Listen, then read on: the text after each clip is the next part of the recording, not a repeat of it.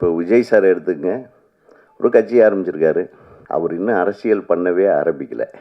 அதுக்குள்ளே அவரை கட்டம் கட்டி அப்படி இப்படி இவங்க நகர்த்துறாங்க வெளியிருந்து. ஆனால் சினிமாவில் இருந்து ஒருத்தர் அரசியல் போயிட்டா கூத்தாடி ஏன் வராங்கிறது.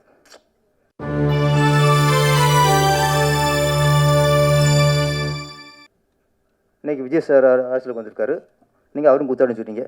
நீங்கள் கூத்தாடி கொஞ்சம் சொல்லிட்டே இருப்பீங்க. சினிமாக்காரங்களை கழுவி கழுவி ஊற்றுவானுங்க. ஆனால் சினிமாக்காரங்களோட மட்டமானவனுங்க இந்த சமுதாயத்தில் நிறைய பேர் இருக்காங்கன்றது அவங்களுக்கே தெரியும். உடனே சினிமாவிலேருந்து ஒருத்தர் அரசியலுக்கு வந்துடக்கூடாது. உடனே கட்சி கட்டிக்கிட்டு அப்படியே ஏதோ ஒரு பெரிய குற்றம் பண்ண குற்றவாளி மாதிரி ஆளுக்கு ஆளு பேசுறது. புரட்சி தலைவர் வந்தார், யாராச்சும் பேசுனாங்களா? அவரையும் பேசுனாங்க, பின்னாடி இருந்து விமர்சனம் பண்ணாங்க. எந்த ஒரு நடிகர், இப்போ விஜய் சார் எடுத்துக்கங்க, ஒரு கட்சி ஆரம்பிச்சிருக்காரு. இப்போ கண்டென்ட் கேட்டியே, மிக சிறப்பான ஒரு துவக்கத்தை கொடுத்துருக்கிறார். அது நம்ம திரைத்துறையிலிருந்து வந்திருக்கிறாரு விஜய் அவர்கள். அவர்களை பாராட்டிட்டு போகிறதுல என்ன தப்பு இருக்குது? அதை ஒரு பெரிய பேச்சு பொருளாக்கி அவர் இன்னும் அரசியல் பண்ணவே ஆரம்பிக்கலை.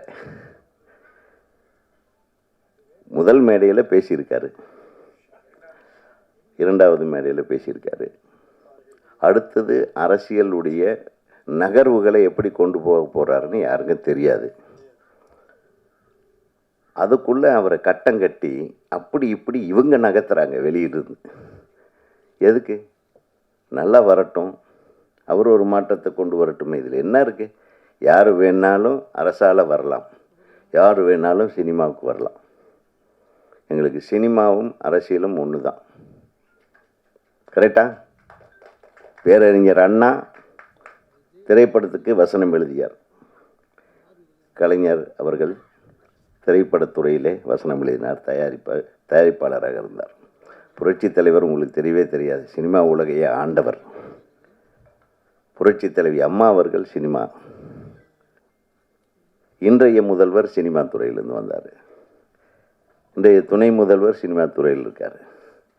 ஸோ சினிமா துறையிலிருந்து தாங்க நம்ம தமிழ்நாட்டுக்கு முதல்வர்கள் உருவாகிறார்கள். இதில் எந்த விதத்துலையும் சந்தேகம் இல்லை. வரட்டுமே, உருவாகட்டுமே. அது என்ன, வர்றதுக்கு முன்னாடியே 1008 பிரச்சனையை பண்ணி ஒருத்தர் குழப்புறதுக்குன்னே எல்லாம் ரெடியாக இருக்கிறாங்க. எப்படி ஒரு சினிமா ரிலீஸ் ஆகி ஃபஸ்ட்டு ஷோவிலேயே எல்லாத்தையும் குழப்புறாங்களே, அந்த மாதிரி இதையும் குழப்ப நினைக்காதீங்க. ஒரு சில அரசியல்வாதிகள், அரசியல் குடும்பத்தில் வந்து அரசியல்வாதிகளோ இங்கே சினிமாவுக்கு வருவாங்க, நடிப்பாங்க, பண்ணுவாங்க. யாராவது சினிமா அரசியல்வாதி நடிக்க வரணும்னு கேட்க மாட்டோம். கேட்குறோமா? எத்தனை காலமாக நம்ம எத்தனை அரசியல் வந்திருக்காங்க, கேட்க மாட்டோம். ஆனால் சினிமாவில் இருந்து ஒருத்தர் அரசியல் போயிட்டா கூத்தாடி ஏன் வராங்கிறது. அப்போ அரசியல்வாதி நீங்கள் நடிக்க வந்தால் நாங்கள் ஏற்றுக்குவோம், சினிமாக்காரன் அரசியலுக்கு வந்தால் நீங்களே ஏற்றுக்க மாட்டீங்க. உதயகுமார் சொன்னார்ல, சினிமாக்காரன் எதுக்கு, எதையும் பிள்ளைங்க ஏன் கூச்சல் புரிய, ஏன் இவ்வளோ கட்டம் கட்டுறீங்க? நான் எதுக்கு சொல்கிறேன்னா, நாங்கள் நல்லது சொல்கிறோம். இன்றைக்கி ராஜுவில் சொல்கிறாரு, பெண்ணை நீ பாதுகாப்பார். ஒரு பெண்ணு பாதுகாப்புக்கான ஒரு படம் தான் அந்த படம். இதை நீங்கள் சொல்கிறீங்களா? நம்ம கூத்தாடுக்கு தான் இப்போ இல்லை, இந்த கூத்தாடிங்கிற வார்த்தை இப்போ இல்லை. இது காலங்காலமாக கெட்டு தான் இருக்கும், ஆனால் ஆண்டுகிட்டு தான் இருப்போம். கலைஞர் முதல்ல கூத்தாடி, நாடகத்தில் முதல்ல பெண் வசம் போட்டார். எம்ஜிஆர் கூத்தாடி தான். நாங்கள் கூத்தாடி பெருமையாக சொல்லுவோம் நாங்கள், ஏன்னா நான் நல்லது சொல்லிக்கிருக்கோம்.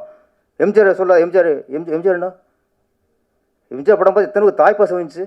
எம்ஜிஆர் படத்தை பார்த்து எத்தனை பேர் அம்மா காலில் விழுந்து கும்பிட்டான். எம்ஜிஆர் படத்தை பார்த்துட்டு எத்தனை பேர் அம்மா தெய்வம் நினைச்சான். அவங்களுக்கு கூத்தாடி, அப்பா அம்மா மதிக்காமல் ரோட்டில் விட்டுவிட்டு இருக்கிறவங்க உங்களுக்கு உயர்ந்தவங்க. எம்ஜிஆரும் கூத்தாடி தான்.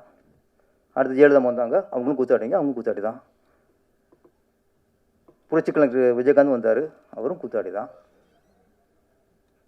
இன்றைக்கி விஜய் சார் அரசியலுக்கு வந்திருக்காரு, நீங்கள் அவரும் கூத்தாடின்னு சொன்னீங்க. நீங்கள் கூத்தாடி கொஞ்சம் சொல்லிட்டே இருப்பீங்க. எங்களுக்கு அது இல்லை, நாங்கள் கூத்தாடி பெருமை நினைப்போம். என்னென்னா கூத்தாடிங்களாம் வந்துட்டாங்க அப்படிங்கிற அந்த இழிவாக சொல்லாதீங்க. கூத்தாடிங்கிறது பெருமையான வார்த்தை, அதை நீங்கள் இழிவுபடுத்தாதீங்க. கூத்தாடிங்க வந்தாங்க, கூத்தாடிங்க வந்துட்டாங்க அப்படிலாம் யாரும் நீங்கள் இழிவுபடுத்தாதீங்க. கூத்தாடிக்கிற ஒரு தொழில், எப்படி ஒரு ஜாதியை குறிப்பிட்டு இழிவாக பேசுறது எவ்வளோ பெரிய தப்போ, அதே மாதிரி கூத்தாடிங்கிற தொழிலை இழிவாக யாராவது பேசுனா மிகப்பெரிய தப்பு. அது கண்டனத்துக்குரியது. நான் திரும்ப திரும்ப என்ன சொல்கிறேன்னா, சினிமாவில் தான் நல்ல விஷயங்களே நாங்கள் சொல்லிக்கிட்டு இருக்கோம். சினிமா வாங்க அப்புறம் ஓப்பனிங்லேயே சென்சார் போகிறதுக்கு முன்னாடியே வாய்ஸ் வரும், குடிப்போது உடல்நலத்திற்கு கேடு, புகைப்பிடித்தல் புற்றுநோய் உண்டாக்கும். எல்லாரும் சினிமாவில் எல்லா சினிமாவிலையும் வருஷத்தில் 150 படத்துக்கு மேலே வந்துச்சுன்னா 150 படத்துலையும் நாங்கள் சொல்லுவோம், ஃபஸ்ட்டு பிகினிங்கை குடியை கெடுக்கும், புகைப்பிடிப்பது புற்றுநோய் உண்டாக்கும். அரசில் யாரோ சொல்லியிருக்கீங்களா? நீங்கள் என்ன நீங்கள் வந்து எங்களை கூத்தாடிங்கன்னா நீங்கள் ஒன்று பண்ணுங்கள், ஒவ்வொரு அரசியல் மேடையிலையும் ஃபஸ்ட்டு மீட்டிங் ஆரம்பிக்கிறதுக்கு முன்னாடி நீங்கள் இதை சொல்லுங்கள், உங்களுக்கு மக்கள் அக்கறைக்கு நாங்கள் ஒத்துக்கிறோம், இது சொல்லிட்டு ஆரம்பிங்க. சிஎம்மாக இருக்கட்டும், இல்லை அமைச்சராக இருக்கட்டும், எம்எல்ஏ இருக்கட்டும், ஒரு கூட்டத்தில் அன்னைக்கு எந்த கூட அன்னை யார் பெரியவங்களோ அவங்க இந்த வார்த்தை சொல்லிவிட்டு நீங்கள் உங்கள் மீட்டிங் ஆரம்பிங்க. ஆமாம், அங்கேயும் நீங்கள் சொல்கிற மாதிரி குவார்டர் பிரியாணி வாங்கி கொடுத்து கூட்டத்தை கொண்டு வராங்க, அவங்களும் சொல்லுவாங்க. எல்லா வகையிலையும் சினிமாக்காரன் சிறந்தவங்க.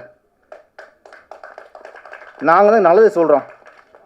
ஏதோ ஒரு சில படம் வந்து தப்பான படம் இருக்கலாம், அதுக்காக ஒட்டு சினிமா நீங்கள் பண்ணக்கூடாது. அதனால் திரை உலகில் நீங்கள் யாரும் கேவலம் நினைக்காதீங்க. அரசியல்வாதியை விட சினிமா மேல் மேல் மேல். நன்றி, வணக்கம்.